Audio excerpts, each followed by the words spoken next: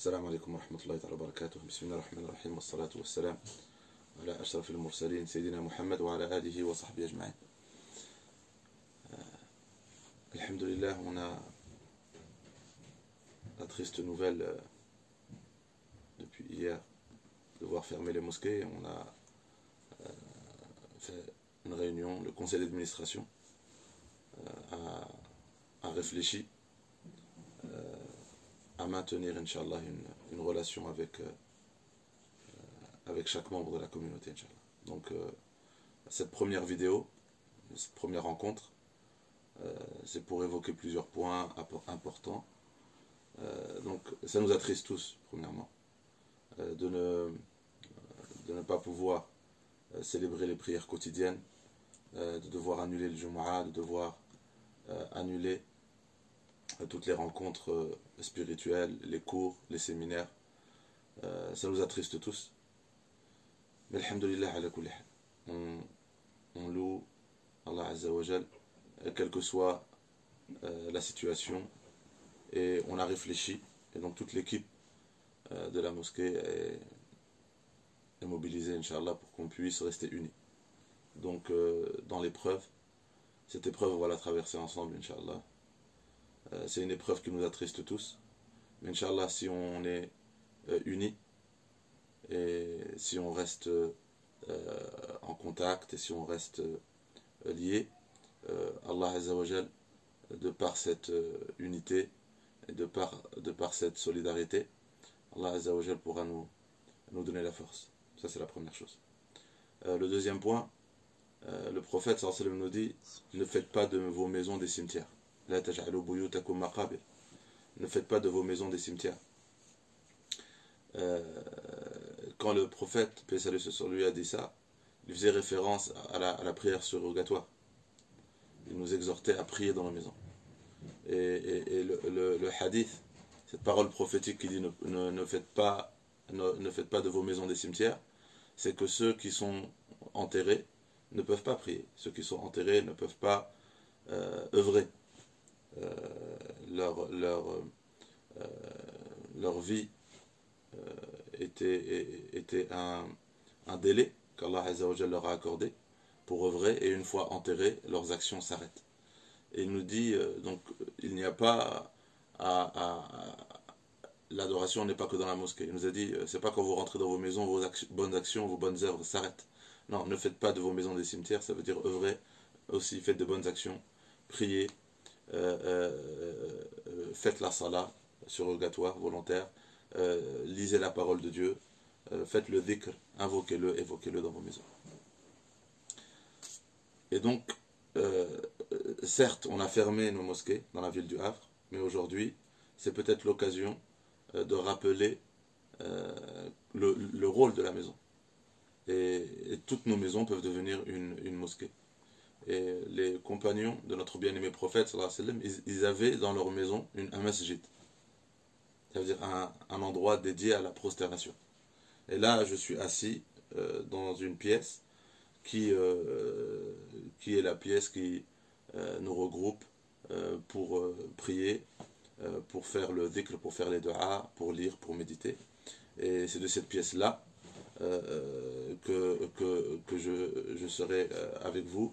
Et j'invite chacun et chacune d'entre vous, comme il a été dit dans le message de communication, de nous envoyer des photos et de nous partager, qu'on puisse vivre avec vous quel est le masjid, le lieu que vous avez choisi dans votre maison pour vous prosterner devant Dieu, pour implorer Dieu dans ces épreuves. Certes, c'est pour prier la prière obligatoire, mais Inch'Allah, derrière cette épreuve, quand on la traversera, ça restera un lieu de méditation, de dua et de prière. Donc, certes, on a fermé nos mosquées, je le répète, et on a ouvert plein de petites mosquées. D'accord ? Donc, le mot masjid vient de sujud, le lieu où on prie Dieu, où on se prosterne devant Dieu, où on s'incline devant Dieu. Et donc, on a tous dans nos maisons un lieu choisi pour se prosterner, s'incliner devant Dieu, et pour manifester notre servitude, et notre amour et notre humilité devant lui. Et là, on le fera dans cette période, même 5 fois par jour pour la prière obligatoire. Donc le conseil, c'est que les parents, avec les enfants, vu que l'école, vu qu'il n'y a pas d'école, vu qu'on va sûrement être exhorté à rester dans nos maisons, ce sera l'occasion de faire le adhan dans la maison, 5 fois par jour, de vous regrouper, de faire les ablutions, de vous regrouper 5 fois par jour, afin d'accomplir vos prières obligatoires. C'est aussi l'occasion d'éduquer nos enfants au sunan, aux prières volontaires surrogatoires que nous faisons. Avant le fajr, les deux rak'at, avant le dhuhr, après le dhuhr, avant l'asr, après le maghrib, qu'on fasse aussi des prières surrogatoires. De profiter de cette occasion aussi pour faire les adhkar. Et donc, ce qui vous est proposé, Inch'Allah, et ça c'est le point le plus important de la première vidéo, c'est que on va tous être chez nous à cette heure-ci. Et c'est que tous les foyers du Havre, à ce moment, le moment qu'on a choisi pour le live, et après, peut-être que le Maghreb s'y monte, et il devient, et j'espère que ça ne durera pas, mais si besoin, on pourra peut-être revoir l'heure. On pensait un peu avant le Maghreb, si le Maghreb, là il est encore tôt, donc là on le fait après le Maghreb, ça peut être juste avant le Maghreb, et clôturer notre vidéo au adhan du Maghreb, afin de faire ensemble l'adhkar. Afin, ce qui est demandé, c'est qu'on puisse au même moment, comme dans une mosquée, et ce sera une sorte de mosquée virtuelle, une mosquée en ligne, on puisse tous nous retrouver au même moment et faire le dhikr ensemble, Inch'Allah. Donc c'est ce qui est proposé, c'est qu'on puisse le faire le soir. Donc à partir de l'asr, ça compte le soir. Les adhkar, à partir de l'asr, comme on sait dans le hadith, les anges du jour et de la nuit s'alternent. Les anges du jour et de la nuit s'alternent à la prière du fajr et à la prière de l'asr. Donc à partir de l'asr, les anges de la nuit arrivent. Et donc pour gagner la protection de la nuit, on peut commencer les adhkar de l'asr, on peut le commencer à al-maghrib. Donc du coup là, on va commencer al-maghrib. Et Inch'Allah, si nécessaire, on pourra les faire peut-être avant le maghrib et clôturer l'adhan de maghrib. On essaiera de se voir, donc tous les jours, 30 minutes, peut-être 45 minutes au début. On va essayer de voir le temps que ça nous prendra tous de faire le dhikr, et afin de faire un petit rappel et essayer de faire une dua en commun. Et dans les moments éprouvants, il y a dans nos maisons des bien-aimés d'Allah, sans doute. Et notre espoir, c'est de gagner vos du'as en disant Amin. Donc, Inch'Allah, on fera une dua en groupe, toutes les personnes connectées. Inch'Allah, j'espère que tous les foyers seront connectés. Et on fera à la fin d'un petit rappel, une petite exhortation. Ça pourra être des fois tafsir, partager et méditer des versets du Coran. Peut-être sera des hadiths du prophète, des paroles prophétiques, sallallahu alayhi wa sallam, des conseils. S'il y a des informations importantes concernant l'évolution des choses, Inch'Allah, il y a un contact entre les différentes mosquées dans la ville. Il y a une relation aussi au niveau régional, et on essaiera, Inch'Allah, de vous communiquer s'il y a des messages importants dans ces rencontres-là, de vous communiquer des messages. Donc le plus important, c'est donc de nous retrouver. Donc pour les 5 prières, tout le monde essaie de regrouper les enfants, de faire l'adhan, de faire les prières en groupe. Ça peut être le père de famille, ça peut être un des enfants, celui qui connaît le plus le Coran, et il y a peut-être des enfants qui connaissent plus le Coran, mais voilà, le père de famille peut être l'imam de la maison, et avec les enfants, avec la femme, et qu'on puisse tous faire nos 5 prières ensemble, jama'a, et du coup on ne perdra pas la récompense de faire la prière en groupe. Parce que la prière en groupe, on peut la faire à la mosquée, mais on peut aussi la faire à la maison. Et là, ça va être le cas. Donc, Inch'Allah, on fait la prière en groupe. Du coup, Salat al-Jama'a, la récompense de prière en groupe sera maintenue dans la ville du Havre. Et la valeur que ça a. Inch'Allah, on sait qu'Allah Azza wa Jal a envoyé des anges. À chaque fois que le nom d'Allah Azza wa Jal est mentionné, il y a des anges. Donc, nos maisons seront le lieu où les gens se retrouveront à ces moments de prière. Et Inch'Allah, par la baraka des anges, par leur bénédiction, on sait que quand on est en prière, il y a des anges qui prient Dieu pendant que nous prions. Il dit, oh Dieu, accorde-leur ta miséricorde, accorde-leur ton pardon. Et donc, Inch'Allah, tous les foyers vont gagner la présence de ces anges. Iqra'ul Qur'ana fi buyutikum. Le prophète dans le hadith, il dit, lisez le Coran dans vos maisons. Parce que Shaitan, les diables ne rentrent pas dans les maisons dans lesquelles le Coran est récité, la parole de Dieu est récitée. Et dans les périodes éprouvantes, notre cœur, et je vais être précis, notre foi est mise à l'épreuve. Et qui va profiter de cette épreuve pour secouer notre foi? Shaitan. Et si Shaitan réussit, on va désespérer de Dieu, on va désespérer de sa miséricorde. Et si Shaitan réussit, on va avoir peur. Et on ne va pas avoir confiance au décret de Dieu, on ne va pas avoir confiance en la volonté de Dieu. Et du coup, pour nous protéger aussi, parce qu'on va être dans la maison pour nous protéger de ce virus, mais aussi pour nous protéger d'un autre virus, pas celui du corps, mais celui du cœur, qui, dans les situations éprouvantes, peut nous faire désespérer de la miséricorde d'Allah. On va essayer donc de lire le Coran plus souvent dans nos maisons. Lire le Baqarah, si possible, lire d'autres passages du Coran et préserver nos maisons.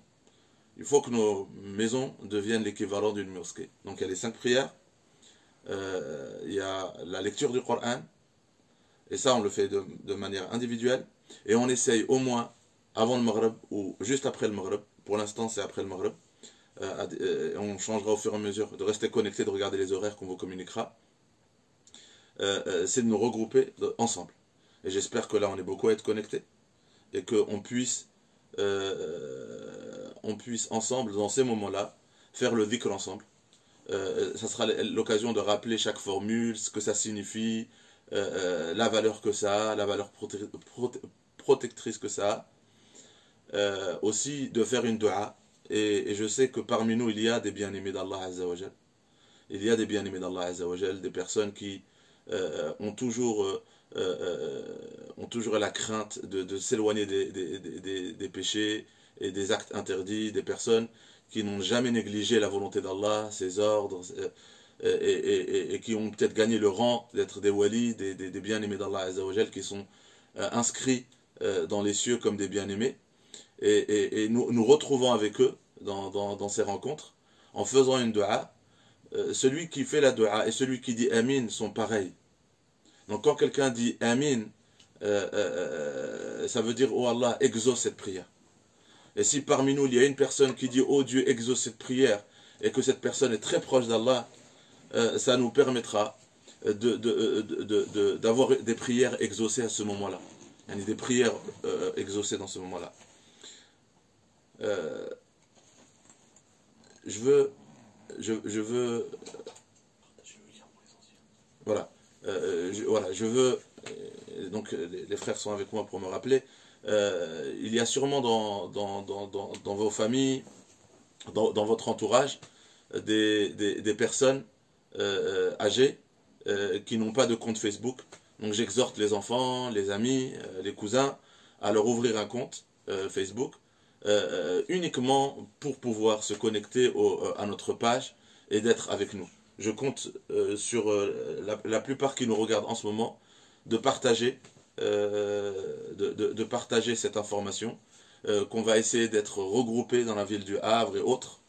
Inch'Allah, c'est partagé, ça peut être au-delà du Havre, afin de nous ressourcer spirituellement, afin de faire des du'as ensemble tous les jours, et de demander à Allah Azza wa Jal de nous protéger. Et pourquoi c'est important, la prière en groupe, pourquoi c'est importante? Parce que humul qawm la yashqa jalisuhum. Humul qawm la yashqa jalisuhum. Le prophète sallallahu alayhi wa sallam nous dit que quand on est assis avec des bien-aimés d'Allah, si Allah leur accorde quelque chose, ceux qui sont avec eux ne sont pas privés de ce qu'Allah leur accorde. Et pourquoi on se retrouve d'habitude dans la mosquée pour les prières obligatoires?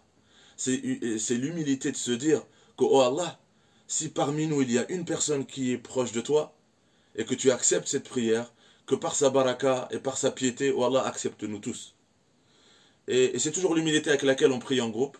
C'est on se disait, oh Allah, peut-être je suis imparfait, je ne suis pas parfait, je fais beaucoup d'erreurs, je ne suis pas si proche que beaucoup d'autres croyants, d'autres fidèles, mais je me mélange à eux, je me joins à eux, pour que si une grâce descend, si une rahma descend, elle descend sur moi aussi. Et, et, et là, on va essayer, Allah il a facilité cette technologie, pour qu'on puisse prier ensemble. Même si on nous dit de rester dans la maison, on va essayer de se prier ensemble. On va faire le dhikr ensemble. Ça prendra 15-20 minutes pour faire le dhikr ensemble. Et on fera dua ensemble. Et on dira tous amin. Et on demandera à Allah Azza wa Jal de nous accorder sa miséricorde, de nous donner la force, de traverser cette épreuve, de demander à Allah Azza wa Jal la rectitude sur le droit chemin, de ne pas désespérer de sa miséricorde.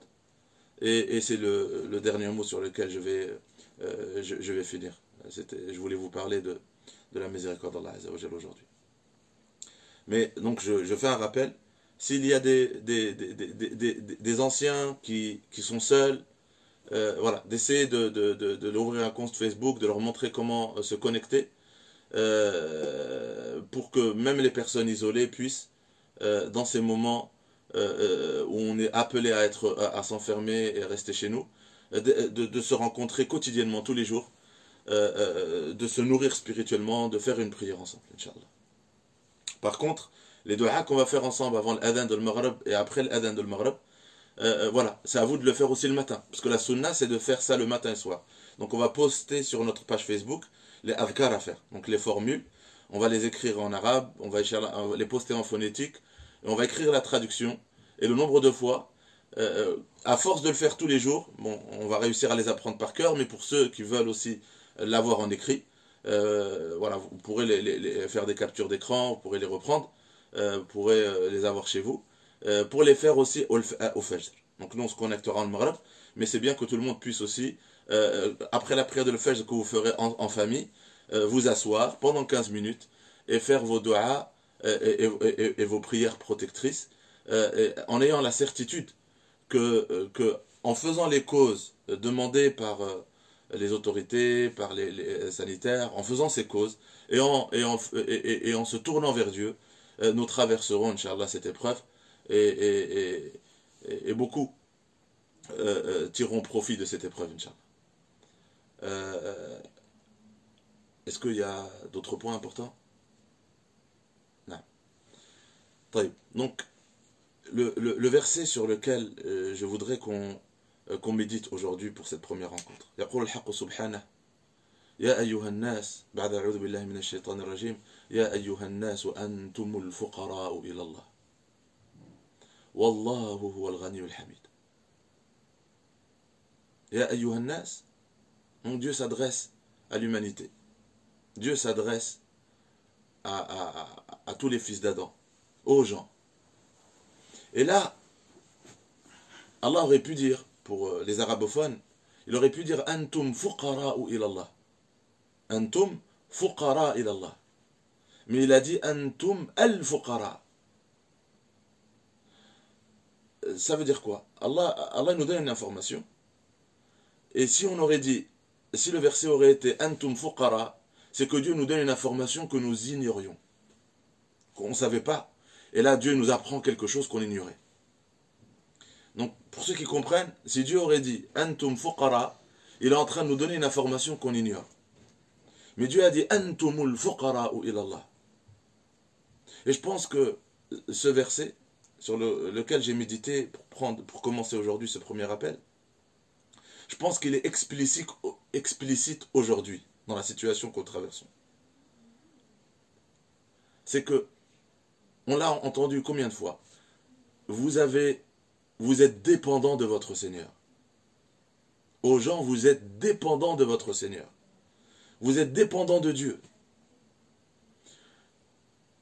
C'est pas une information. C'est pas une information qu'on ignorait. Mais elle n'a jamais résonné comme aujourd'hui. Parce que quand on était malade, on dépendait du médecin. Et quand on avait faim, on dépendait des agriculteurs des grandes surfaces. Et quand on avait froid, on dépendait du chauffage. Et quand on a, dans toutes les situations, on ne dépendait pas de Dieu, forcément, explicitement. Mais Dieu, il nous dit, vous dépendez de moi.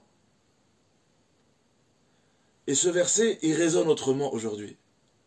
Quand vous avez une épreuve comme celle-ci, où on ne se sent pas en sécurité. On ne se sent pas en sécurité. On nous annonce une pandémie. On nous annonce qu'il n'y a pas de vaccin. On nous annonce qu'il n'y a pas de remède. On nous annonce qu'on ne sera peut-être pas tous épargnés. Et là, c'est pas une information qu'on ignorait. Dieu nous dit une chose qu'on est censé savoir.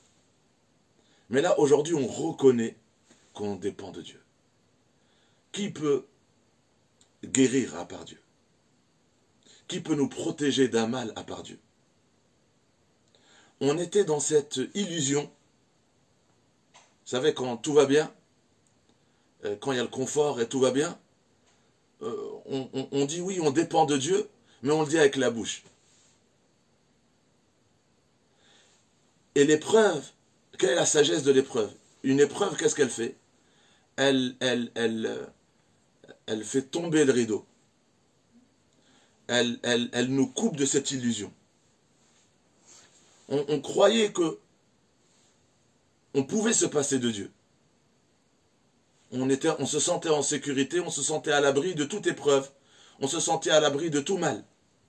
Et on pensait qu'on pouvait vivre sans Dieu. Il y a des personnes qui, du moment où ils se réveillent jusqu'au soir, ils pouvaient passer toute une journée sans penser à Dieu, sans prier Dieu, sans lui montrer on pouvait le faire. Je suis le premier. On pouvait peut-être se dire que voilà, j'ai tout ce qu'il me faut. Je prie Dieu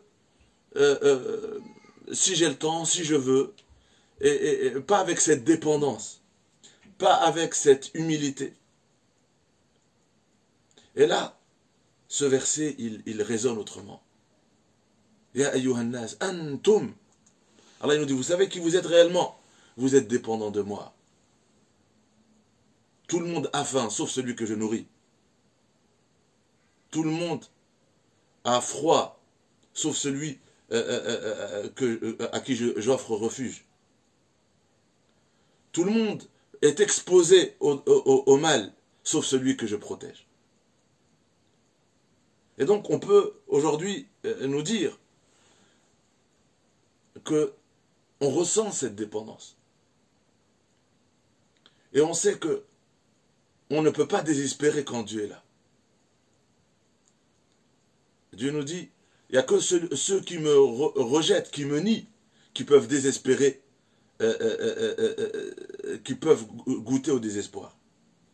Parce que, oui, s'il n'y avait pas Dieu, et que vous êtes en face d'une situation où on vous dit, on n'a pas de remède, et que tout le monde va y passer, ou il y en a qui vont y passer, vous savez, on peut imaginer que c'est une épreuve bien plus grande que le corona. Si un jour on nous annonce, pas que 2%, 3%, 5%, c'est un jour on nous dit qu'il y a quelque chose qui se passe et que plus personne ne peut nous sauver. Tout le monde regarde vers le ciel. Et il ne reste que Dieu. Et c'est ça l'unicité que Dieu nous enseigne. Le tawhid, c'est que Dieu nous a toujours rappelé, il n'y a que moi. Et si je suis là, je vous suffis. Allah nous pose cette question rhétorique. Quand Dieu est là pour son serviteur, Dieu lui suffit.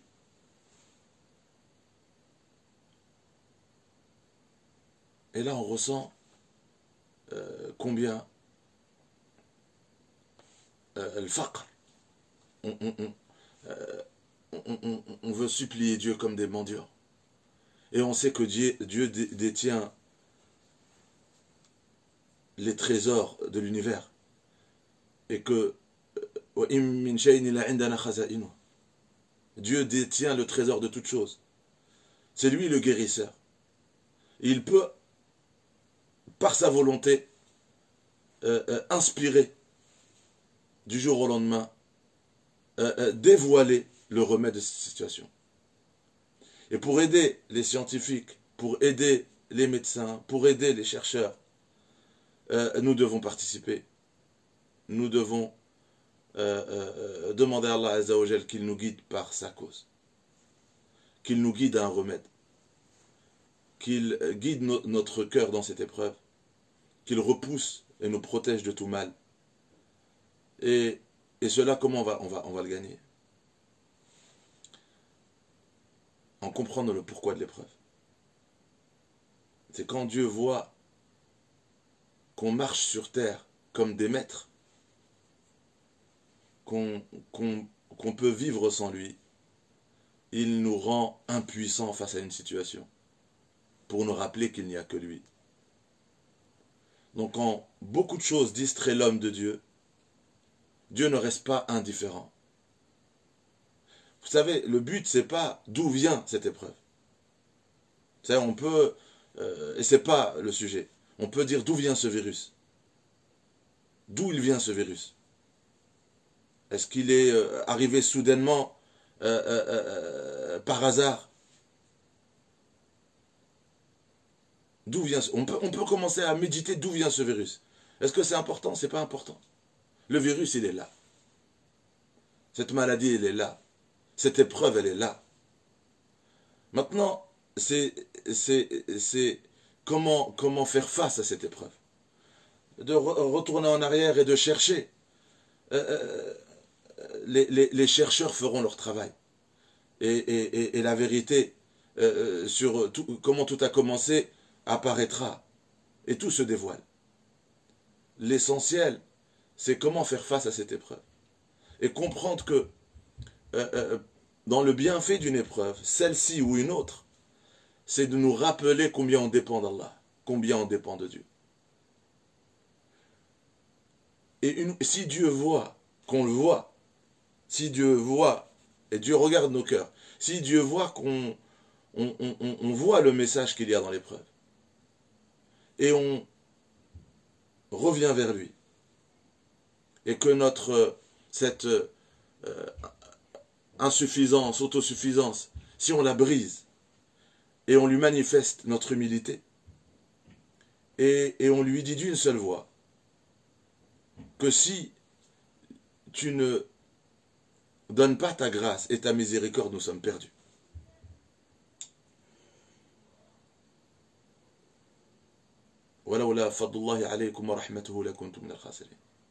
Dieu dit, si vous ne recevez pas ma miséricorde et ma grâce, vous serez perdus. Et Dieu veut l'entendre. ربنا ظلمنا أنفسنا فإن لم تغفر لنا وترحمنا لنكونن من الخاسرين. On a été injuste envers nous-mêmes.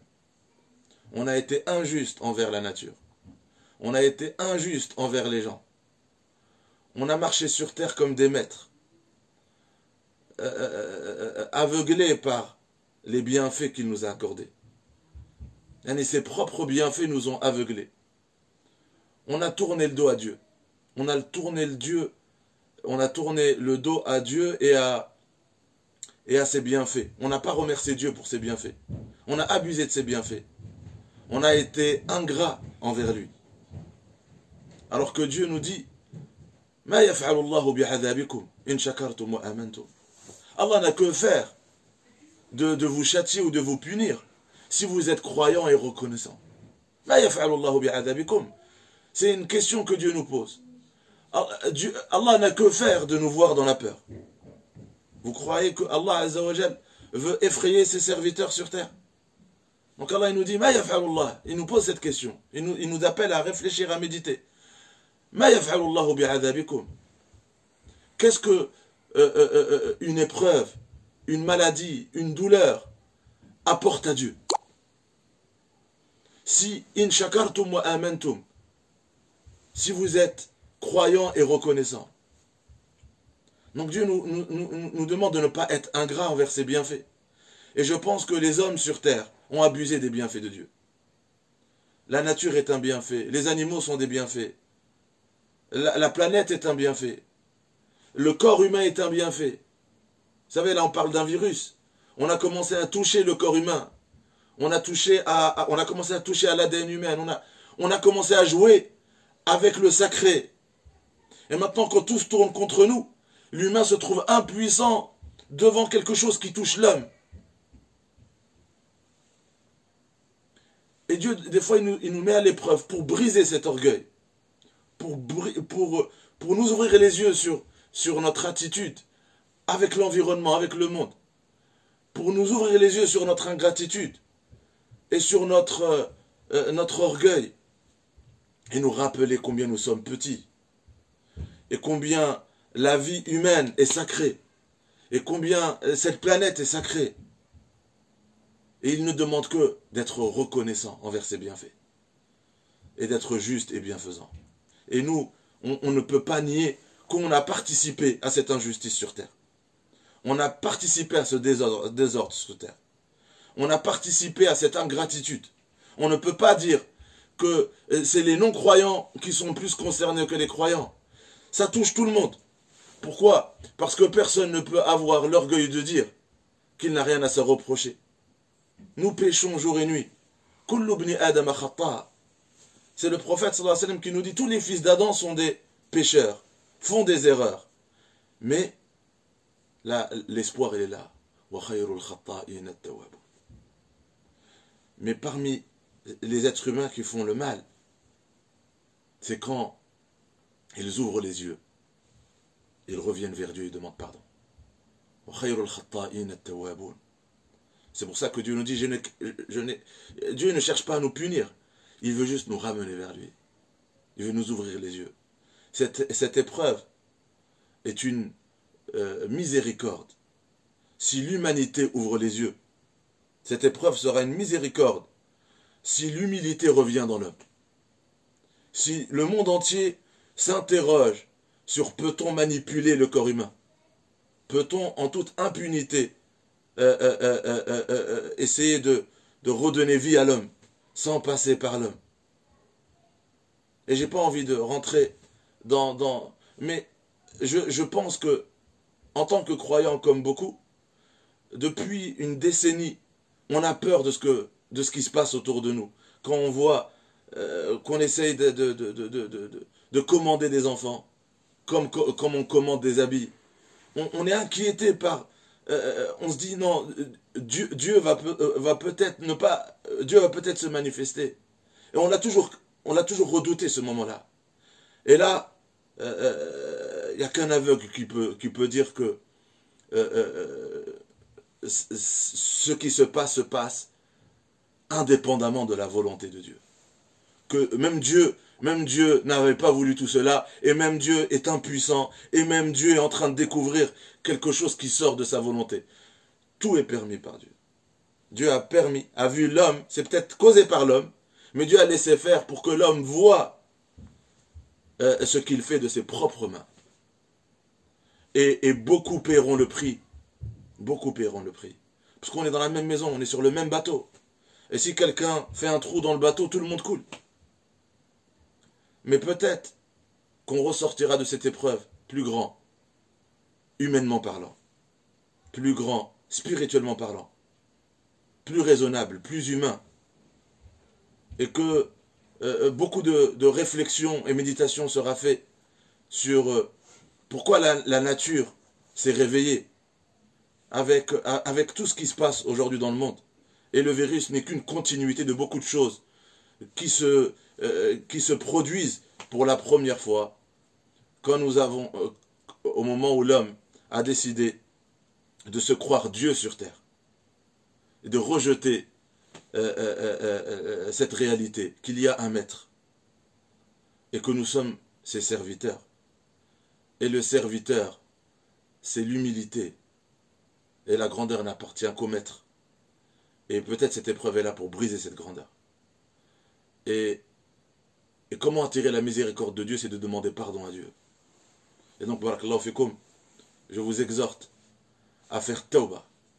Si tous ensemble, cette nuit, demain, jour après jour, chaque heure, nous demandons pardon à Dieu pour nos péchés, pour nos erreurs, nous demandons pardon à Dieu pour avoir été silencieux et de ne pas avoir condamné le mal, de ne pas nous être assez mobilisés pour condamner le mal, d'avoir été indifférents. Et maintenant on paye, même si on est, je ne veux pas dire on est complice, mais on paye tous ce qui est en train de se passer.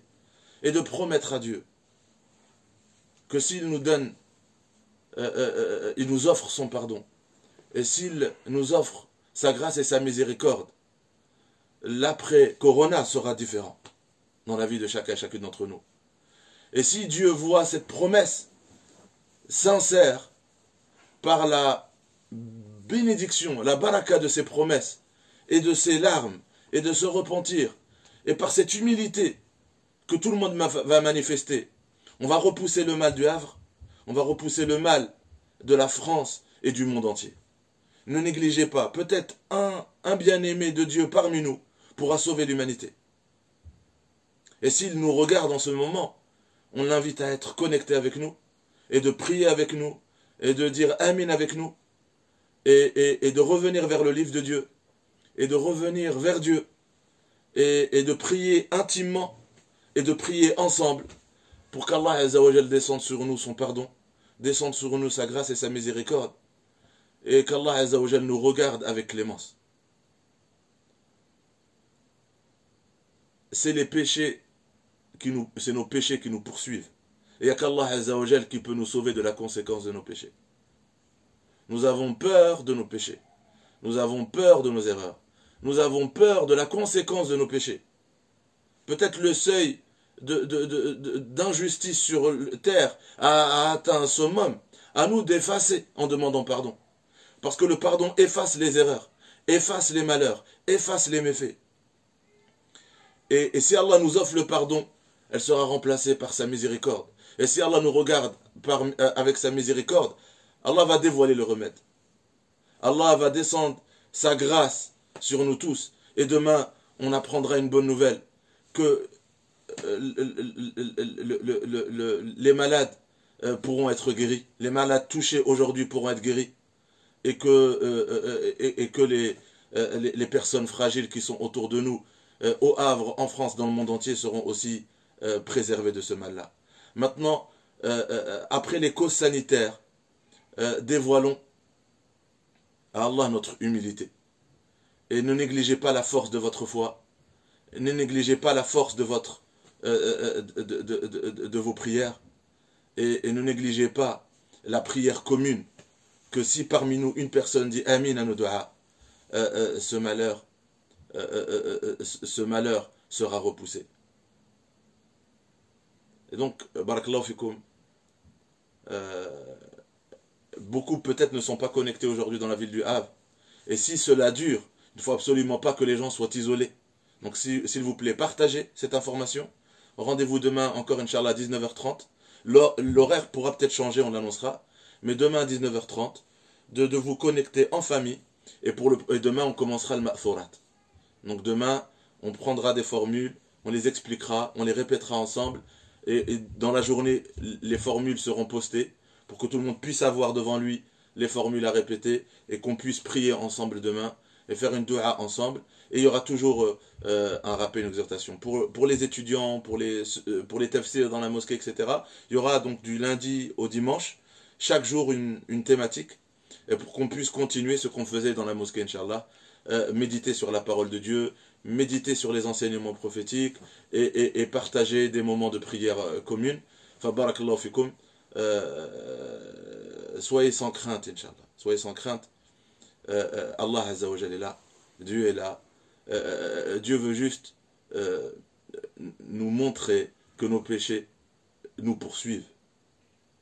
Et si on revient vers Allah Azza wa Jalla, sa miséricorde est au-dessus de notre tête. Allah, si on est reconnaissant vers Dieu, et on dit Dieu, voilà, on est en reconnaissant vers tes bienfaits, et on promet à Dieu sincèrement que notre vie et notre rapport avec lui, avec son livre, et avec ses lois,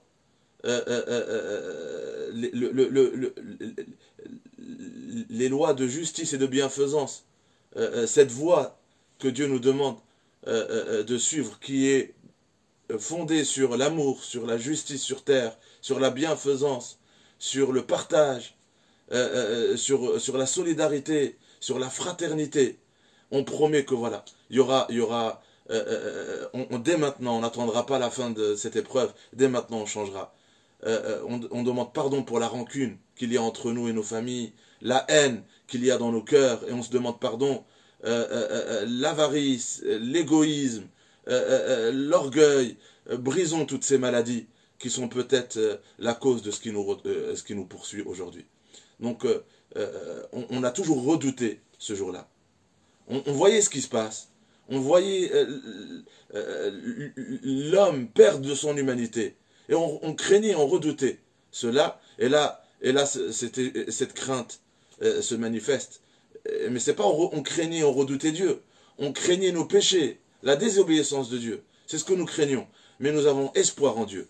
Nous avons confiance en la miséricorde d'Allah Azza wa Jal. Nous plaçons notre espoir en lui. Dites, ne nous touchera que ce que Dieu a écrit pour nous. Et c'est sur Allah Azza wa Jal, c'est sur Dieu que les croyants doivent placer leurs espoirs. Je finis sur ces paroles-là. Demain, Inch'Allah, on fera le dhikr, on fera dua et on fera un petit rappel. Inch'Allah, essayez de vous connecter 19h30. Des rencontres, on commencera par ça sera entre 30 et 45 minutes, mais essayez de vous connecter au début pour qu'on puisse faire le dhikr, qu'Allah Azza wa Jal voit que au même moment, dans tous les foyers de France, nous sommes au même moment regroupés, les yeux vers le ciel, le cœur tourné vers Allah Azza wa Jal, vers Dieu, avec beaucoup d'espoir en sa miséricorde, et ayez confiance et la certitude qu'Allah Azza wa Jal nous regardera avec miséricorde. Il nous regardera avec, il ne privera pas ses croyants remplis d'humilité et de crainte et de dua. Il ne les privera pas de sa miséricorde. Allah Azza wa Jalla nous dit Du'uni astajib lakum. Appelez-moi et je répondrai à vos appels. Et le prophète sallallahu alayhi wa sallam a dit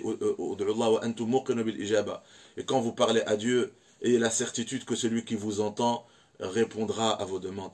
Et je ne doute pas de nos du'as et que c'est une épreuve qui est une école, qui est une leçon pour nous rappeler qu'on ne peut pas tourner le dos à Dieu. On ne peut pas tourner le dos à la voix de Dieu. Nous sommes ses serviteurs et le maître. Nous ne pouvons pas rejeter et renier cette réalité-là. Antumul fuqara ilallah. Nous dépendons tous de Dieu. Notre protection, ça dépend de Dieu. Notre subsistance dépend de Dieu. Notre guidée dépend de Dieu. Notre salut, ici sur terre et dans l'au-delà, ne dépend que de lui et de sa miséricorde. Walhamdulillahi rabbil alamin. Barakallahu.